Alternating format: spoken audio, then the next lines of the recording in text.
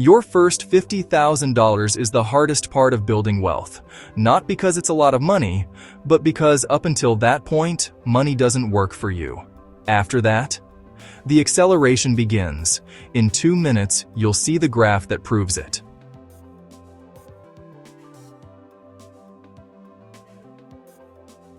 Before we dive into the mathematics that will change your financial life forever, smash that like button if you're ready to build real wealth and subscribe so you don't miss the strategies that come next.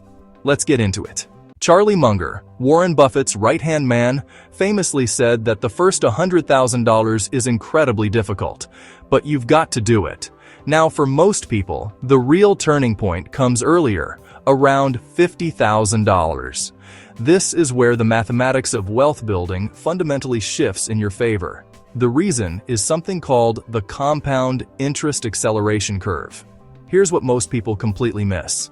Building wealth isn't a straight line. It's an exponential curve. And that first $50,000, that's where the curve starts to bend upward. Let me show you exactly what this looks like with real numbers.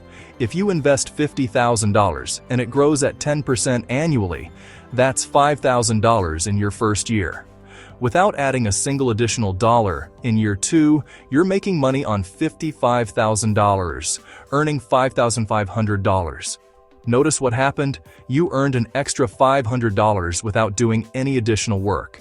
This is called compound interest, and it's the most powerful force in wealth building. But here's the critical insight. When you only have $5,000 saved, that same 10% return only gives you $500 a year. The mathematical reality is brutal in the beginning and magical once you cross certain thresholds. And in just 60 seconds, I'll show you the exact graph that reveals why everything accelerates after you hit this number. But first, you need to understand the psychological shift that happens. But the mathematics is only half the story. There's a psychological transformation that happens at $50,000 that's equally important. Let me explain. When you have $1,000 or $5,000 saved, it feels fragile. One emergency, one unexpected expense, and it's gone. You're still living in scarcity mode. Your brain is wired for short-term survival. But when you hit $50,000, something shifts. At $50,000, you've built what psychologists call psychological capital. You're no longer just surviving, you're operating from a position of strength. This changes everything about how you make decisions. Think about it. When someone with $5,000 saved faces a $3,000 emergency, they're devastated. They might go into debt, halt their investing, and feel like they're back at square one. But someone with $50,000, they handle the emergency and still have $47,000 working for them. They stay in the game. They keep their momentum. They don't lose months or years of progress. This is why the first $50,000 is so disproportionately important. It's not just about the money. It's about building the psychological buffer that allows you to make better long-term decisions. Now let's talk about something that separates the wealthy from everyone else: opportunity cost advantage. And this is where your first $50,000 becomes a wealth multiplication tool. Here's what I mean. When you have no savings, every opportunity passes you by. A friend starts a business and needs investors. You can't participate. The stock market crashes and everything's on sale. You can't buy. Real estate prices dip in your area. You're stuck watching. But when you have $50,000, you have options. Not just any options, but wealth-building options. You can invest in index funds during market corrections. You can put money into high-yield opportunities. You can make down payments on income-generating assets. You can invest in yourself through education or starting a side business. Let me give you a concrete example. During major market corrections, like the 2020 crash when the S&P 500 dropped 34%, those who had capital ready to deploy saw historic returns during the recovery. This is the power of having dry powder, money ready to invest when opportunities appear. Historical data shows that market recoveries after crashes have delivered massive upside to those with capital ready. This isn't a guarantee. Past performance doesn't predict future returns, but it illustrates the principle. Opportunities favor those with resources. This example is for illustration, not financial advice. Someone without that $50,000, they just watched. And this happens over and over again throughout life. The wealthy get wealthier not because they're smarter, but because they have capital ready to deploy when opportunities arise. Let's get into the pure mathematics of why $50,000 is the inflection point. I'm going to show you 3 scenarios that will blow your mind. Scenario A.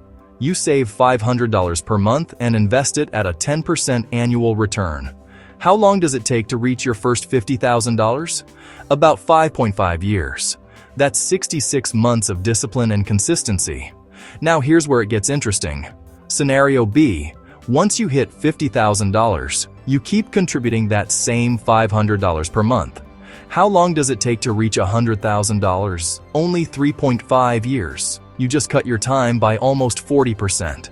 Scenario C. How long from $100,000 to $200,000? Just 5 years. Notice the pattern? Each milestone comes faster than the last. This is exponential growth in action. But here's the truly mind-blowing part. Let's say you start at age 25 and reach $50,000 by age 30.5. If you keep contributing $500 monthly at 10% returns, by age 65, you'll have approximately $2.8 million. But here's the kicker. $1.2 million of that came from the compound interest on your first $50,000. That's 43% of your retirement wealth coming from just 5% of your total contributions. This is why getting to $50,000 as fast as possible is so critical. Those first dollars are mathematically worth more than any dollars you'll earn later. So now you understand why $50,000 is the magic number. The question is, how do you actually get there? I'm going to give you 4 proven strategies that real people have used to hit this milestone. Strategy 1. The aggressive savings rate. This is the most straightforward but requires the most discipline. Here's the rule. Save 30-50% of your income for 24 months. Let's say you make $60,000 per year after taxes. If you save 40% of that, you're putting away $24,000 annually. In 2 years, you're at $48,000, practically at your goal. Sound impossible? It requires sacrifice. Living with roommates longer, driving a used car, saying no to expensive vacations. But remember, this is temporary pain for permanent gain. The key is to automate it. Set up automatic transfers the day your paycheck hits. Pay yourself first, then live on what's left. Don't rely on willpower, rely on systems. Strategy 2. The income multiplication approach. Here's your rule. Increase income. Keep lifestyle fixed. Instead of just cutting expenses, focus on earning more. This is often easier and more sustainable than extreme frugality. Start a side business. Freelance in your area of expertise. Learn a high-income skill like coding, sales, or digital marketing. Ask for a raise or switch jobs for a 20-30% pay increase. The goal is to create a gap between what you earn and what you spend, then invest that gap. Here's a real example. A teacher making $45,000 starts tutoring on weekends for $50 per hour. 10 hours a week brings in an extra $2,000 per month or $24,000 per year. That's $50,000 in just over 2 years, without touching their main salary. Strategy 3. The hybrid hustle. The rule: 25% of salary plus 100% of side hustle goes to your goal. This is powerful because it doesn't require extreme sacrifice from your main lifestyle, but it accelerates your timeline dramatically. If you make $50,000 at your main job and save 25%, that's $12,500 per year. Add a side hustle bringing in $15,000 per year that you invest completely, and you're saving $27,500 annually. You hit $50,000 in less than 2 years. Strategy 4. The windfall optimization. The rule: 100% of unexpected money goes to your $50,000 goal. No exceptions. Tax refunds, bonuses, inheritances, gifts, stimulus checks. Most people spend these immediately. Wealthy people invest them. Let's say over 5 years you get 2 annual bonuses of $3,000 each, 3 tax refunds averaging $2,000, 1 $5,000 gift from a relative, and you sell some old items for $2,000. That's $19,000 in windfalls. Combined with modest monthly savings of $450, you hit $50,000. Treat unexpected money like it doesn't exist for spending purposes. The moment it hits your account, transfer it to investments. Now that you know the strategies, let's talk about the landmines. These are the critical mistakes that will sabotage your journey to $50,000. Mistake number 1, lifestyle inflation. You get a raise, so you immediately upgrade your apartment, your car, your wardrobe. Your income went up 20%, but your expenses went up 25%. You're actually moving backwards. The solution? Lock your lifestyle. When your income increases, your savings rate should increase proportionally. If you get a $10,000 raise, your savings should increase by $7,000, $8,000, not your spending.